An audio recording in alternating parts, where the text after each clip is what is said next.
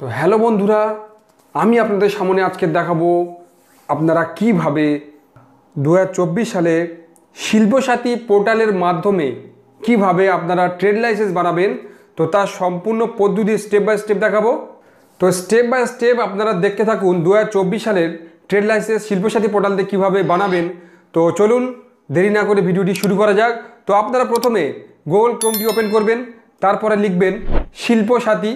তো শিল্পসাথী লেখার পরে আপনাদের সামনে প্রথমে যে ওয়েবসাইটটি খুলে আসবে শিল্পসাথী, তো আপনারা সেই ওয়েবসাইটে ক্লিক করবেন। তো তারপর আমাদের সামনে এরকম একটা পেজ ওপেন হবে যেখানে দেখা পাচ্ছেন অনলাইন সিঙ্গেল উইন্ডো পোর্টাল। তো এখানে আমরা ক্লিক করব। তো তারপর আইডি দেবেন এবং পাসওয়ার্ড দেবেন, দেওয়ার পরে এখানে ক্যাপচা দেবেন, দিয়ে লগ ইন বাটনে ক্লিক করবেন। যদি আপনাদের আইডি পাসওয়ার্ড করা না থাকে তো আমাকে কমেন্ট করুন কিভাবে আপনারা আইডি পাসওয়ার্ড বানাবেন, তো আমি সেই বিষয়ে একটি ভিডিও বানিয়ে দেবো। তো চলুন আমরা লগ ইনটা করে নিই। তো লগ ইন করার পরে আমাদের সামনে ঠিক এরকম একটা ইন্টারফেস শো হবে। তো তারপর দেখা পাচ্ছেন অল সার্ভিস। তো অল সার্ভিস এখানে আমরা ক্লিক করব। তো তারপরে এখানে আমরা ট্রেড লাইসেন্স লিখে সার্চ করব। তো সার্চ করলে আমাদের সামনে ঠিক এরকম দুটো অপশান চলে আসবে। প্রথমটা আছে PNRD, তারপরে আছে UDNMA।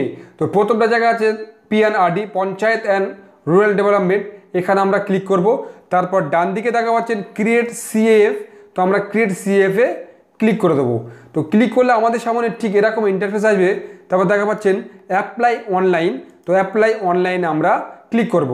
তো করলে আমাদের সামনে ঠিক এরকম ইন্টারফেস আসবে যেখানে বলছে ডিটেলস অফ প্রপোজ ট্রেড। তো আপনার বিজনেসের অ্যাড্রেসটা এখানে দিতে হবে। তো প্রথমে ডিস্ট্রিক্ট আছে, তো ডিস্ট্রিক্ট এখান থেকে সিলেক্ট করে নেবো। তারপরে ব্লকটাকে এখান থেকে সিলেক্ট করে নেবো। সিলেক্ট করে নেওয়ার পরে এখানে দেখা পাচ্ছেন গ্রাম পঞ্চায়েত, তো গ্রাম পঞ্চায়েতটা আমরা এখানে দিয়ে দেবো। তারপরে বলছে নেম অফ দ্য ট্রেড, তো এইখানে আপনার যে বিজনেসের নাম আছে সেই নামটা এখানে দিয়ে দেবেন। তো তারপর দেখা পাচ্ছেন সিলেক্ট ট্রেড টাইপ, তো এখানে ক্লিক করব, করে কি ধরনের বিজনেসটা হচ্ছে তো সেই ধরনটা আমরা এখান থেকে সিলেক্ট করে নেব।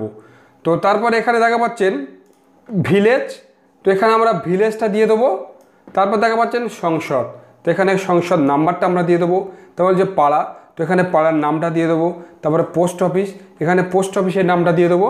তারপরে বলছে পুলিশ স্টেশন, তো এখানে আমরা থানার নামটা দিয়ে দেবো।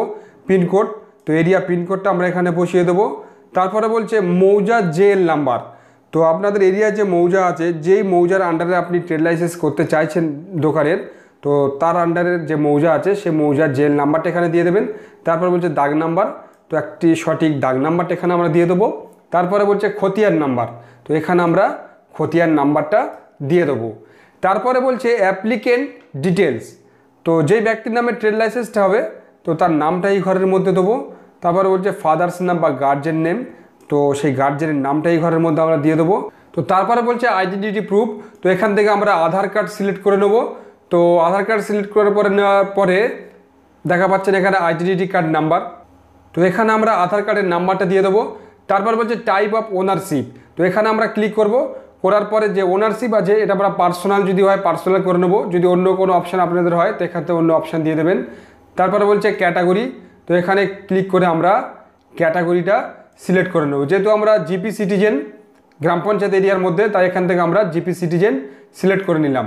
তারপরে বলছে মোবাইল নাম্বার, তো এইখানে আমরা মোবাইল নাম্বারটা এন্ট্রি করব।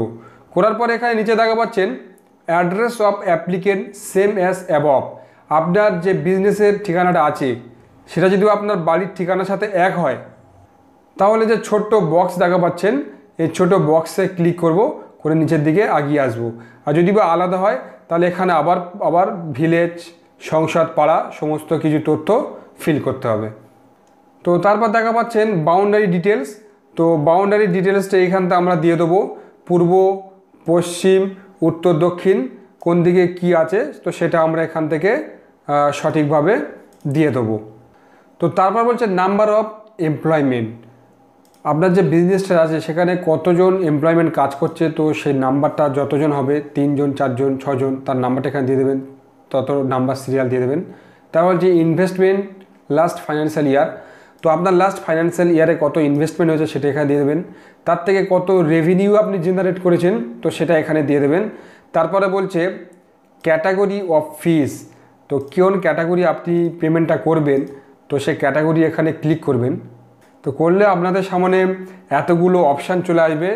যদি বা আপনি প্রথমটা সিলেক্ট করেন তাহলে এখানে লেখা আছে নট পেইং প্রফেশনাল ট্যাক্স, আপনি কোনো ট্যাক্স পেমেন্ট করেন না, তাহলে আপনি প্রথমটা সিলেক্ট করবেন। তো প্রথমটা সিলেক্ট করলে আপনার 150 টাকা খরচ হবে। তারপরে বলছে পেইং প্রফেশনাল ট্যাক্স, তো এটা আপনি সিলেক্ট করতে পারেন। তারপরে বলছে capital investment ranging 25,000 to less than 5 lakhs, তো 5 লাখের মধ্যে যদি বা আপনি ইনভেস্ট করেন 25,000 থেকে 5 লাখের মধ্যে, তো তাহলে আপনি এটা সিলেক্ট করতে পারেন। তারপরে নিচেও দেখা পাচ্ছেন, তো আপনার ক্ষেত্রে যেটা হবে তো সেটা আপনি এখান থেকে সিলেক্ট করে নেবেন। তো তারপরে সেভ অ্যান্ড কন্টিনিউ বাটনে ক্লিক করবেন। তো তারপরে এখান থেকে দেখা পাচ্ছেন ডকুমেন্ট আপলোড করতে হবে। তো এখান থেকে আমরা ডকুমেন্টটা আপলোড করে দেবো। প্রথমে হচ্ছে কি আপনার যে কোনো একটি আইডেন্টিটি প্রুফ, যেহেতু আমরা আধার কার্ড দিয়েছিলাম তাই ডকুমেন্টটা এখান থেকে আপলোড করব। তারপরে বলছে ল্যান্ড প্রুফ, তো ল্যান্ড আমাদের এখানে রেকর্ড থাকলে সবচেয়ে ভালো হয়, এখানে আপলোড করে দেবো। তারপরে দেখা পাচ্ছেন সেভ অ্যান্ড কন্টিনিউ বাটনে ক্লিক করব। তো এরকম একটা ইন্টারফেস খুলে আসবে।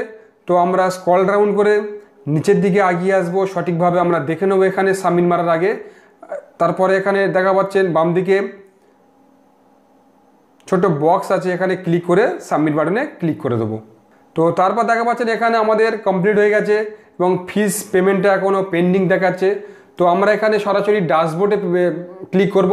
তো ড্যাশবোর্ডে ক্লিক করলে এখানে দেখা পাচ্ছেন পে নাও অপশান আছে, তো পে নাও অপশান আমরা এখানে ক্লিক করে দেবো। তারপর দেখা পাচ্ছেন কনফার্ম পেমেন্ট, তো এখানে আমরা কনফার্ম পেমেন্টে ক্লিক করব। তো করলে আমাদের সামনে এরকম পেমেন্টের পেজ খুলে আসবে। তো আপনারা যদি বা কার্ডের মাধ্যমে পেমেন্ট করেন তো কার্ড সিলেক্ট করবেন, যদি ফোনপে, তো আপনাদের ক্ষেত্রে যেটা সুবিধা হবে তো আপনারা এখান থেকে সেই প্রসেসের পেমেন্টটা করে নেবেন। তো দেখা পাচ্ছেন আমাদের ফিসটা পেমেন্ট হয়ে গেছে, সবকটা কমপ্লিট দেখাচ্ছে। তো আবার আমরা পুনরায় ড্যাশবোর্ডে ফিরে যাব। তো ড্যাশবোর্ডে ফিরে যাওয়ার পরে দেখা পাচ্ছেন ডাউনলোড সার্টিফিকেট, এখানে আমরা ক্লিক করব। ক্লিক করলে দেখা পাচ্ছেন ডাউনলোড সার্টিফিকেট, তো ওখানে আমরা ক্লিক করব, করে সার্টিফিকেটটা আমরা ডাউনলোড করব। তো দেখা পাচ্ছেন আমরা সার্টিফিকেটটা ডাউনলোড করে নিয়েছি। তো আপনারা এই পদ্ধতিতে 2024-এর সঠিকভাবে ট্রেড লাইসেন্সটা বানাতে পারবেন। তো বন্ধুরা, যদি ভিডিওটি ভালো লেগে থাকে তো একটা লাইক দেবেন, কমেন্ট করবেন এবং বন্ধুদের কাছে বেশি বেশি করে শেয়ার করবেন। ভিডিওটি দেখার জন্য ধন্যবাদ।